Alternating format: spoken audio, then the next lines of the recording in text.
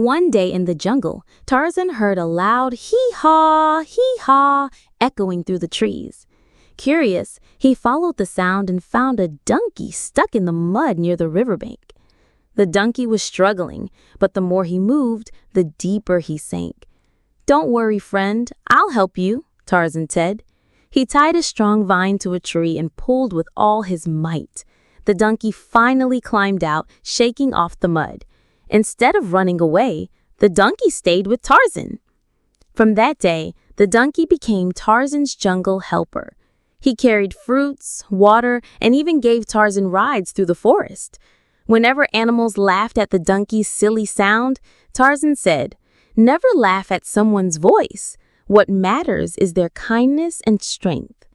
The donkey felt proud, and together they proved that even the funniest voice can belong to the bravest heart. Moral: don't judge anyone by their looks or voice. Their true value lies in what they do.